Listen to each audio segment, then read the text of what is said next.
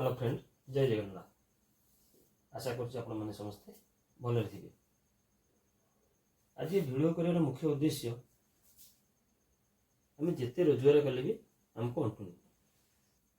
मुझेतु गाँ गहली रोचे गोटे गाँव में बसवास करुच्ची, कम पैसा रोजगार रे आम केमिति अधिक संचय कर आम कि संचय कर से हिसाब टी आम पाऊने, किंतु मात्र 10,000 टंका रे रोजगार करी आम लक्षपति हो पार। आम कि चेष्टा करवा, चेष्टा न कले फल केमी मिल। आम चेष्टा करवा टंका 10,000 रोजगार करी केमिति आम लक्षपति हो पार।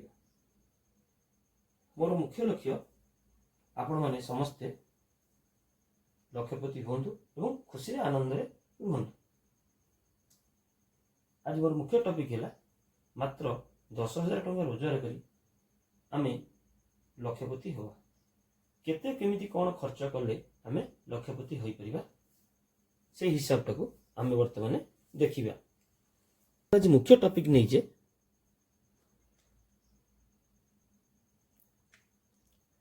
मात्र 10,000 रोजगार करी आमे केमिति लक्षपति हो पारिबा। आमे रोजगार किंतु करूचे, किंतु आमे से खर्चटा को मैनेज करि पारने, जा फल करे आमे जो दरिद्र को से दरिद्र होचे एवं आमे किछि चेष्टा कले भी किछि करि पारुने। जेतरा आवश्यक पड़ुची सेतबे अन्य पाखरे हाथ पातुचे बा कोनोसी फाइनेंस कंपनी की जाऊे कि गाँ गाँवली सुध हटैकी आम कार्य पूरण करुचे, जो सुधटा को दौचे जाफल आमर पैसा अभाव हो। चेष्टा करवा आम 10,000 भितर केमती लक्षपति हवा। धरी नियो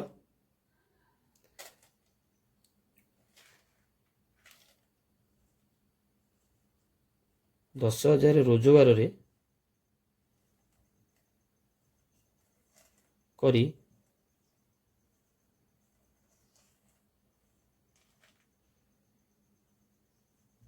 आमे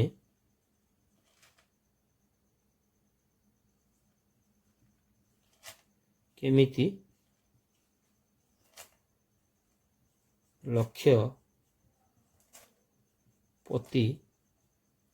हवा आमर आज मुख्य टॉपिक।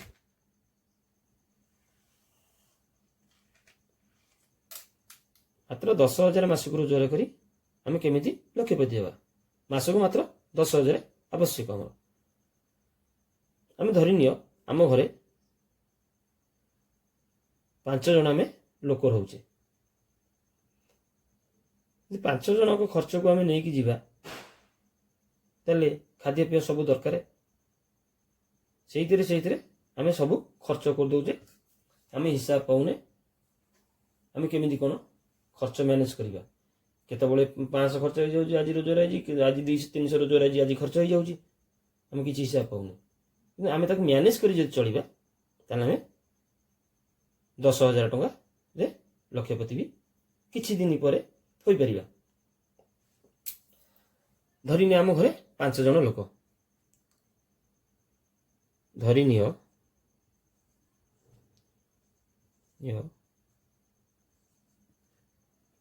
गोटे परिवार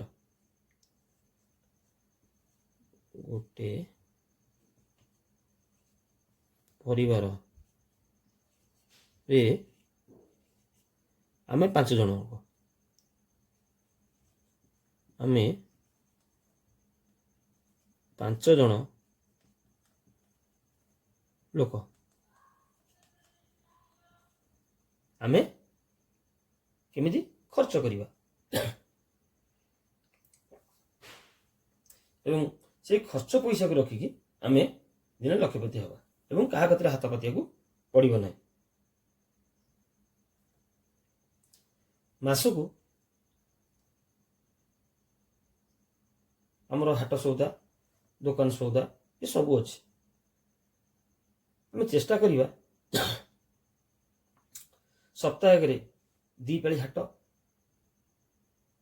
କାହାର ଗୋଟାଏ ପାଳି ବି ହାଟ ଅଛି ସପ୍ତାହକୁ। ଆମେ ଚେଷ୍ଟା କରିବା ଗୋଟେ ସପ୍ତାହରେ 2 ପାଳି ଯେଉଁ ହାଟ ୟା ଗୋଟାଏ ପାଳି ହାଟ 1000 ଟଙ୍କା ଆମର ହାଟ ପରିବା, ଡାଲି ରାସନ ସଉଦା ଇଏ ସବୁ 1000 ଟଙ୍କା ଭିତରେ ସପ୍ତାହକୁ ଆମେ ଖର୍ଚ୍ଚ କରିବା।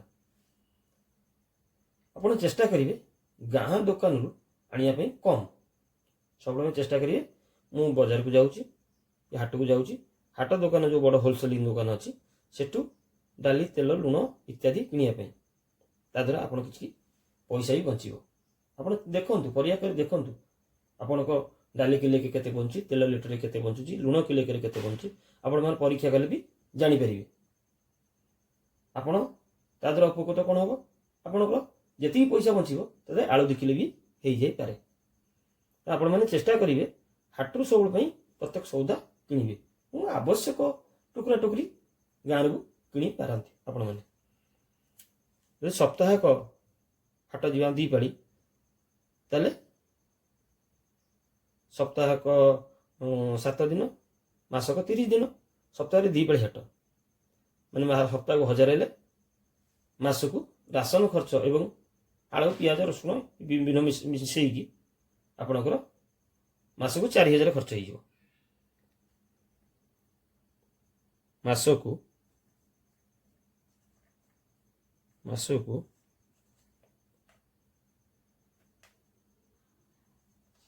ରାସନ ପ୍ଲସ୍ ପରିବା ଆପଣଙ୍କର 4000 ଟଙ୍କା।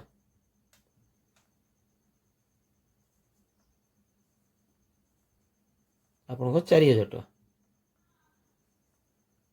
4000 ଟଙ୍କା ମାସକୁ ରାସନ ପରିବା 4000 ଟଙ୍କା। ଆରି ଭିତରେ ଆପଣ ରଖିବା ପାଇଁ ଚେଷ୍ଟା କରିବେ।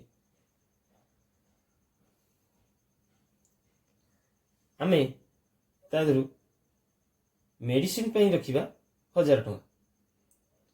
ମେଡ଼ିକାଲ ପାଇଁ ଖର୍ଚ୍ଚ ଗଭର୍ଣ୍ଣମେଣ୍ଟର ତ ବହୁତ ସୁବିଧା ବର୍ତ୍ତମାନ, ଯେହେତୁ ଆମେ ଟଙ୍କା 10,000 ରୋଜଗାର କରୁଛେ, ତେଣୁକରି ଆମେ ବଡ଼ ମେଡ଼ିକାଲ ଯାଇପାରିବାନି।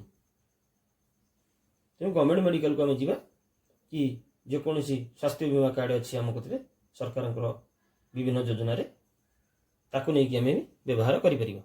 ଟୁକୁରା ଟୁକୁରି ମେଡ଼ିସିନ ଖର୍ଚ୍ଚ ପାଇଁ ମାସକୁ ରଖିବା 1000। ମାସକୁ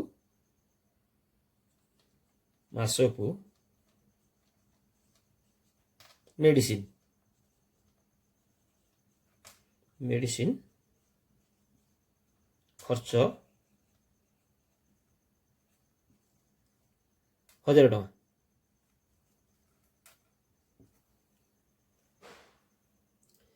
ତାପରେ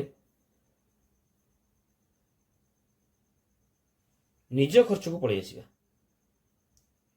ନିଜ ଖର୍ଚ୍ଚକୁ ଯଦି ଆସିବା, ଏଇଠି ଭୁଲ ହୁଏ, ଆମେ ରୋଜଗାର କରିକି ନିଜ ଖର୍ଚ୍ଚକୁ ଅଧିକା କରିଦିଏ। ମୁଁ ପ୍ରାୟତଃ ଦେଖିଛି ଗାଁ ଗାଉଁଲିରେ ଯେଉଁମାନେ 10,000 ଭିତରେ ରୋଜଗାର କରନ୍ତି, ସେମାନଙ୍କ ଖର୍ଚ୍ଚଟା କ'ଣ ଅଧିକା ନା ଫାରାରି 50% ଖର୍ଚ୍ଚ ସେମାନେ ନିଜ ଉପରେ ଖର୍ଚ୍ଚ କରିଦିଅନ୍ତି। ଆଉ ସେ କେଉଁ ବାଟରେ ଖର୍ଚ୍ଚ କରନ୍ତି ମୁଁ ଆପଣମାନଙ୍କୁ ବେଶୀ ବୁଝେଇବାକୁ ପଡ଼ିବନି, ଆପଣମାନେ ଜାଣିଛନ୍ତି ସେ ବିଷୟରେ। ତେଣୁକରି ଆମେ ସେ ଖର୍ଚ୍ଚକୁ ପୁରା ଟାଇଟ୍ କରିବାକୁ ଚେଷ୍ଟା କରିବା। ସେ ଖର୍ଚ୍ଚରେ ମୁଁ ଆପଣମାନଙ୍କୁ କହିବି, ଆପଣମାନେ ଦିନକୁ 50 ଟଙ୍କା ହିସାବରେ ମାସକୁ 1,500 ଟଙ୍କା ଖର୍ଚ୍ଚ କରନ୍ତୁ। ନିଜ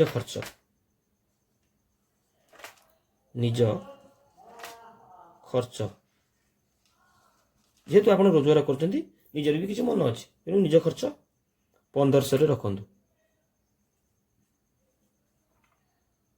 1500 ଟଙ୍କା। ତାପରେ ଇଏ ଆପଣ କହିଲା 4000, 1000, 5000, 6500। ଆଉ ବାକି ରହିଲା ଆପଣଙ୍କର 3500 ଟଙ୍କା। ତ ଆପଣ ସେଭିଂ କରନ୍ତୁ 3000 ଟଙ୍କା। 3000 ଟଙ୍କା ଆପଣ ସେଭିଂ କଲେ କିଛି ଦିନ ବା କିଛି ବର୍ଷ ପରେ ଆପଣମାନେ ଲକ୍ଷପତି ହେଇପାରିବେ। ଆଉ ସେ ଭିଡ଼ିଓ ବି ଆପଣମାନଙ୍କ ପାଇଁ ଶୀଘ୍ର ଆଣିବି। 3000 ଟଙ୍କା ମାସକୁ ରଖିଲେ କେତେ ଶୀଘ୍ର ଆପଣମାନେ ଲକ୍ଷପତି ହୋଇପାରିବେ। ତେଣୁ ସେଭିଂ କରିବେ।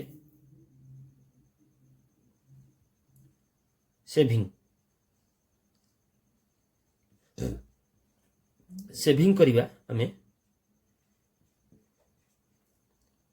3000 ଟଙ୍କା ମାନେ ପର ଡେ 100 ଟଙ୍କା ହିସାବରେ।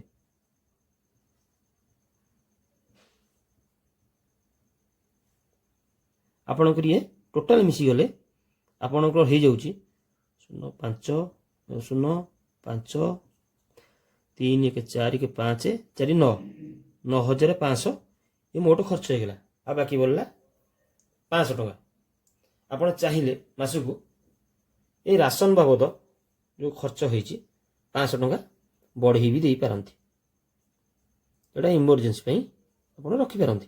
आपण एथरू हाटरे भी 500 खर्च करि परिबे कि मेडिसिन खर्च होई पारे कि निज खर्च रे भी ऐड करि पारंती। किंतु एटा मुख्य कथा निज खर्चटाकू केमिति आपण कम करिवे एटा मुख्य पॉइंट। निज खर्चटा जदि कम करि परिबे तले 3000 टका आपनकर बंची परिबो। तापर आपण शीघ्र लक्षपति होई परिबे। तेणु ये 3000 बंचिया पई कोन कोन उपाय बाट अवलंबन कले आपण माने 3000 टका बंचाई परिबे से वीडियो भी आपण पई बहुत शीघ्र मु आनिबी चेष्टा करिबी आनिया पई। तो आशा करूची आपण मानको ए वीडियोटी बहुत भलो लागितो। वीडियो को लाइक शेयर सब्सक्राइब एवं कमेंट करिया को जमा भूलिबेनी। तो जदि किछि नुआ बिजनेस करिया पई मन बळैछ कि मन बळैचंती ताले से विषय मते पचारले मु उत्तर दबाकू पूर्ण रूप रे चेष्टा करिबी। को बिजनेस करिया को आपनकर आग्रह स्वल्प टंका भितरे को बिजनेस करिया पई आपण मानकर आग्रह अछि से बाट भी आपण मानकू बुझेइबी। आपण माने केमिति अल्प पैसा इन्वेस्ट करी भलो बिजनेस करी भलो अधि पैसा रोजगार करी आपण माने शांति रे चलिबे एवं किछि पैसा भी सेविंग करि परिबे। ये जो 3000 टा को बाटे सेविंग कले आपण शीघ्र लक्षपति होई परिबे से विषय रे आगामी वीडियो रे आपण मानकू कहिबी। नमस्कार, जय जगन्नाथ। आशा करछि आपण माने समस्त भलो रहिबे।